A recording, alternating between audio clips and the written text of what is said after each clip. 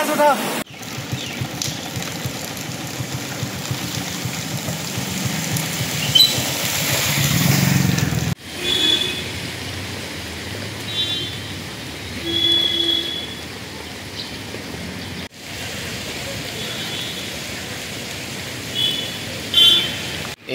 কথা যে সামান্য এজাক বৰষুণত ডিগবৈ নিচিনা এখন ঐতিহাসিক চহৰ পানীত ডুব যোৱা এটা ঘটনা আজি পৰিলক্ষিত হৈছে, আগতো পৰিলক্ষিত হৈছে। আৰু এটা কথা আমি সকলোৱে জানো যে ডিগবৈ যিখন চহৰখন এখন সৰু চহৰ, ঐতিহাসিক চহৰ, আৰু এই চহৰখনৰ অধিকাংশ অংশ ভাৰতীয় তেল নিগম, অসম তেল সংমণ্ডল, ডিগবৈৰ দ্বাৰা পৰিচালিত হয়, তেওঁলোকৰ এলেকাধীন।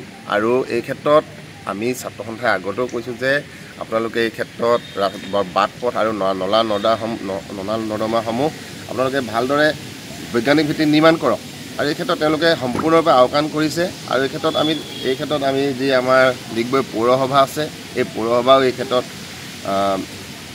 সম্পূৰ্ণৰূপে ব্যৰ্থ হৈছে। কিয়নো কিছুমান ঠাইত তেওঁলোকে অনাহকত কিছুমান পুঁজি ব্যয় কৰা আমাৰ পৰিলক্ষিত হয়। আৰু এই ক্ষেত্ৰত যি ডিগবৈ অঞ্চলৰ পানীৰ যি সমস্যা, এজাক বৰষুণতে ডুব যোৱা যি সমস্যা, এই সমস্যাটোৰ ক্ষেত্ৰত কিন্তু সম্পূৰ্ণৰূপে IOC কৰ্তৃপক্ষ আৰু আমাৰ ডিগবৈ যি পৌৰসভা, এই পৌৰসভা কিন্তু সম্পূৰ্ণৰূপে ব্যৰ্থ হৈছে।